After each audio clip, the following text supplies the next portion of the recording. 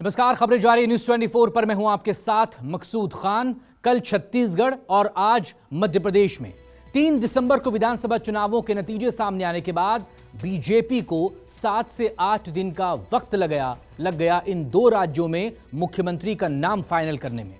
और जब नाम सामने आया तो सबको हैरान कर गया। विधानसभा चुनावों में मिली बम्पर जीत को लोकसभा में और पुख्ता करने के लिए मध्य प्रदेश और छत्तीसगढ़ में सीएम के नामों को चुना गया है। मध्य प्रदेश में शिवराज सिंह चौहान के करीब 18 साल के राज को अब मोहन यादव टेक ओवर करने जा रहे हैं और मोहन यादव को सीएम बनाकर बीजेपी ने मध्य प्रदेश से ओबीसी समुदाय को साथ लाने का बड़ा ऐलान भी कर दिया है। ये रिपोर्ट। एमपी, छत्तीसगढ़ और राजस्थान, किसके हाथ राज्य की कमान?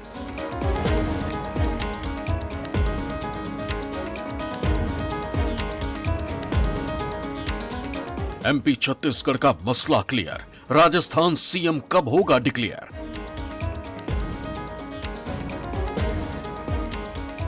तीन राज्यों में बीजेपी की जीत भारी, सीएम चेहरों संग 2024 की तैयारी।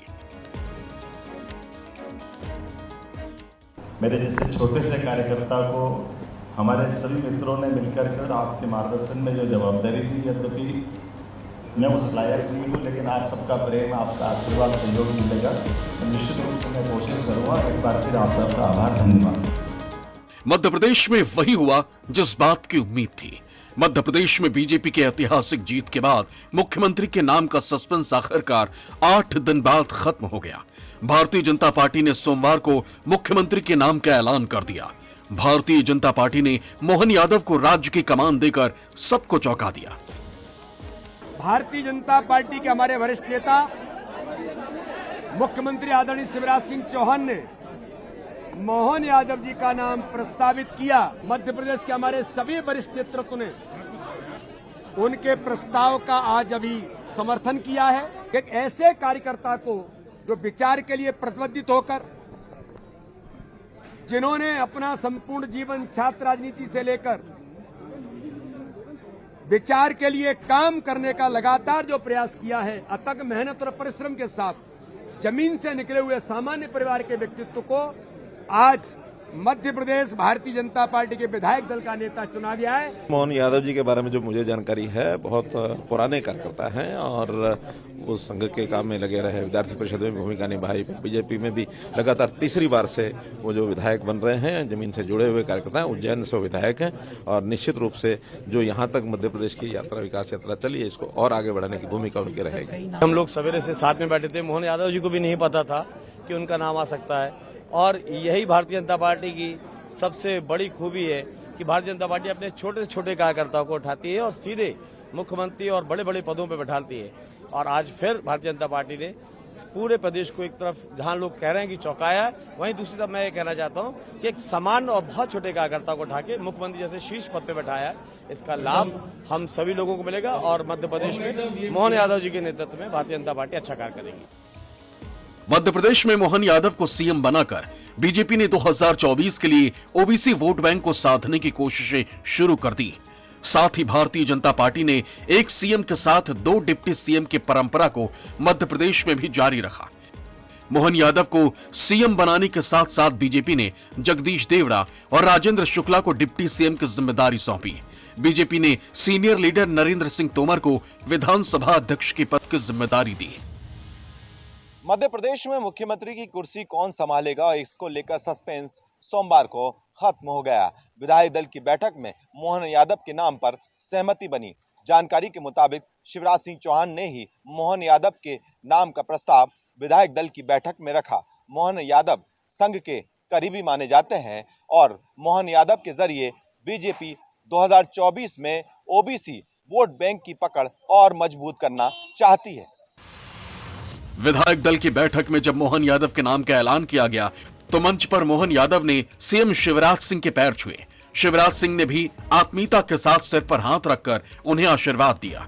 सीएम पद के लिए उज्जैन से विधायक मोहन यादव के नाम की घोषणा उज्जैन वासियों के लिए सरप्राइज से कम नहीं, क्योंकि सीएम पद की रेस में इनका नाम कहीं नहीं था।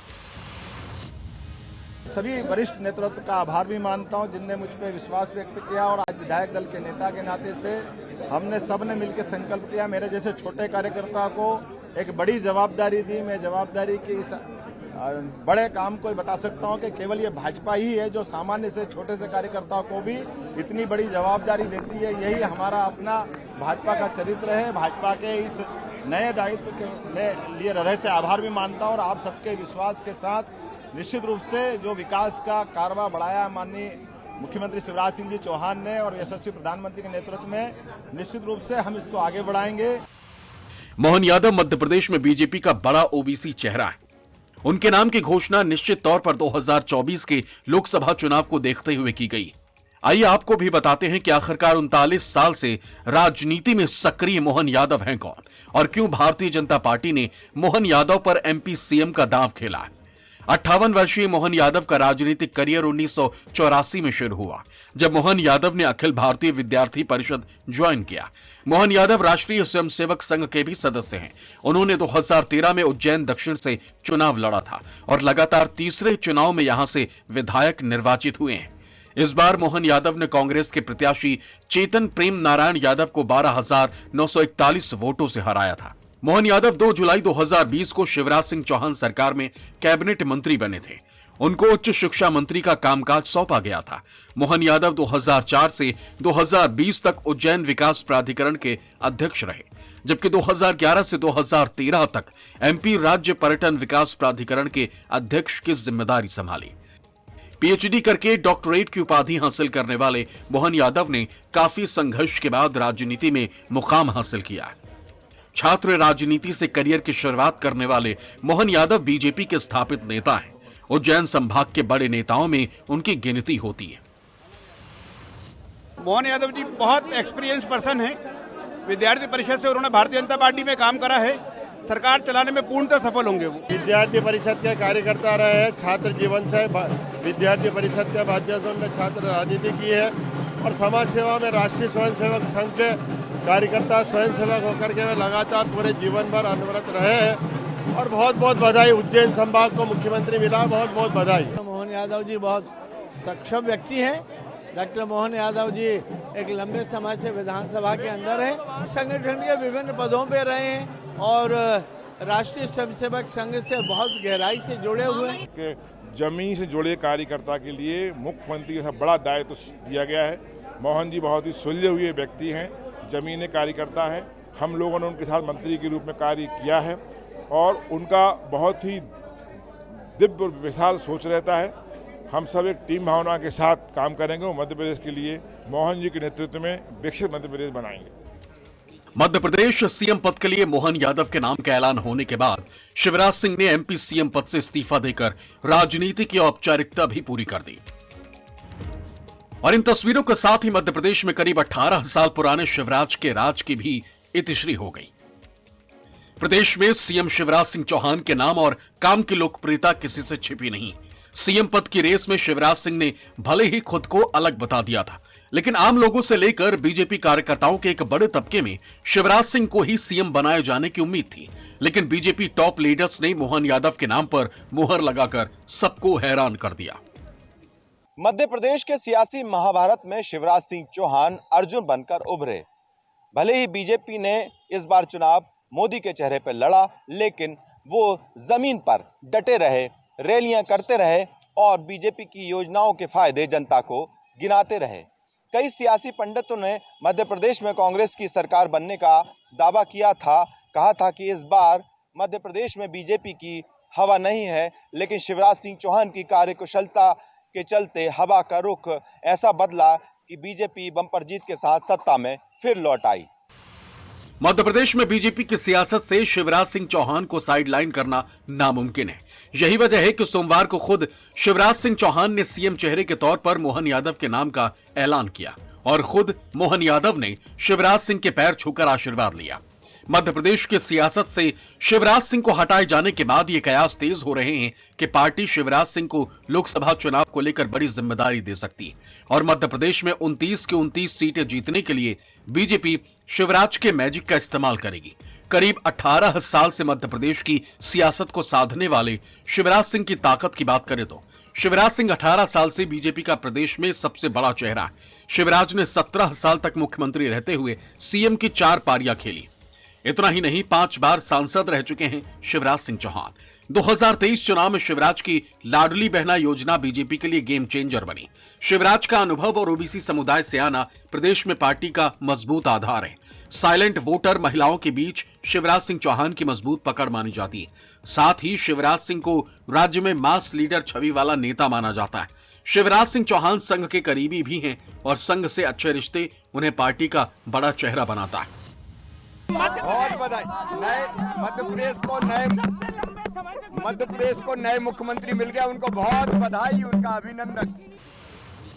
मध्य प्रदेश में यादव समुदाय से मुख्यमंत्री बनाकर बीजेपी ने ओबीसी वोट बैंक को अपने पाले में करने की तैयारी शुरू कर दी। तो छत्तीसगढ़ में आदिवासी समुदाय को साधने के लिए बीजेपी ने विष्णुदेव साय को सरकार का मुखिया बनाया। छत्तीसगढ़ में अजीत जोगी के बाद साय दूसरे आदिवासी मुख्यमंत्री बने। 2024 में लोकसभा चुनावों के लिए बीजेपी की यह बड़ी तैयारी, क्योंकि सियासी तौर पर बीजेपी के लिए बहुत ही क्रूशियल समय और बीजेपी को विपक्ष से कड़ी चुनौती मिल रही। छत्तीसगढ़ के सियासत में अजीत जोगी के बाद दूसरे आदिवासी सीएम विष्णुदेव साय कौन हैं? आइए आपको बताते हैं। अब ये जान लीजिए कि दरअसल विष्णुदेव साय कौन है ये। तो देखिए, विष्णुदेव साय के बारे में आपको जानकारियां देते हैं। आदिवासी समाज से आते हैं विष्णुदेव साय, एक बड़ा चेहरा आदिवासी समाज का। और भागीदारिता आदिवासियों की अगर देखी जाए पूरे छत्तीसगढ़ में तो 30% से ज्यादा है और इन्हीं में से एक बड़ा चेहरा है विष्णुदेव साय का। इसके बाद आपको बता दें, पूर्व सीएम रमन सिंह के करीबी भी हैं, इसीलिए रजामंदी रमन सिंह की आसानी से हो गई, क्योंकि छत्रक के तौर पर पार्टी रमन सिंह को चुनाव जब करीब है नाराज नहीं कर सकती थी। अगला नंबर देखिए, अगला क्या कारण रहा, वो एक्स फैक्टर्स जो इनके नाम रहे। 2 बार के विधायक, 4 बार के सांसद रह चुके हैं, यानी केंद्र में भी और प्रदेश में भी अच्छा खासा अनुभव है काम करने का। हालांकि प्रदेश अध्यक्ष रहते हुए एक इनके साथ विडंबना भी जरूर हुई थी जब पद से इनको हटाया गया था, वो जानकारी भी आपको अभी देंगे। लेकिन संगठन का एक अच्छा अनुभव और केंद्र में भी काम कर चुके हैं, तो तालमेल बहुत बेहतरीन तरीके से, वो जो डबल इंजन की सरकार की बात हम बार बार सुनते हैं, उसमें मदद मिलेगी। 3 बार बीजेपी के प्रदेश अध्यक्ष रह चुके हैं विष्णुदेव साय, इसलिए भी इनकी पकड़ बहुत ज्यादा मजबूत मानी जाती है। हर जिले को, हर कोना प्रदेश का बखूबी समझते हैं। 2020 में बीजेपी के प्रदेश अध्यक्ष भी रहे थे। प्रदेश अध्यक्ष के तौर पर हालांकि जब इनको हटाया गया था बहुत विवाद हुआ था। उस विवाद को एक तरीके से आज उस समय हटाया गया, आदिवासी विरोधी बताया गया था भाजपा को, लेकिन आज फिर ये चेहरा, क्योंकि भाजपा की तरफ से पहला आदिवासी चेहरा है ये, जो कि सीएम के तौर पर काबिज हुए हैं प्रदेश में।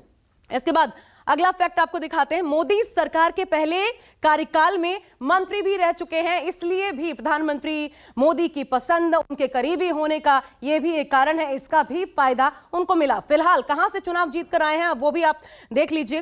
कुनकुरी विधानसभा सीट जहां से इस बार चुनाव जीते हैं, और यह भी कारण है क्योंकि आदिवासी जो है बहुत ज्यादा भरोसा जताते हैं। कारण ये कि उनके बीच में इनका बहुत ज्यादा उठना बैठना, मिलना जुलना, इनके पास पहुंच बहुत आसान है। एक सिंपल साधारण से नेता है तो बड़ी आसानी से एक कॉमन आदमी भी आकर इनसे मिल सकता है। आदिवासी नेताओं में बड़ा चेहरा इस तरीके से लगातार अपने काम के बूते ये बन पाए, अच्छी बात, सर्वमान्य है। विवादों से दूर रहे हैं, बेदाग छवि के माने जाते हैं। आदिवासी समाज के लिए इन्होंने काम भी किया है और इसलिए भी आदिवासियों के बीच एक स्थापित चेहरा है विष्णुदेव साय का। आदिवासी समाज के लिए काफी ज्यादा इन्होंने काम किया है। और जोगी के बाद अगर कहा जाए तो सबसे बड़े आदिवासी नेता, अजीत जोगी के बाद सबसे बड़े आदिवासी नेता के तौर पर खुद को प्रदेश में स्थापित करने में कामयाब रहे, इसलिए पार्टी को कोई दिक्कत नहीं आई इनका चुनाव करने में। सीएम के लिए विष्णुदेव के नाम का ऐलान होते ही कयासों का दौर खत्म हो गया।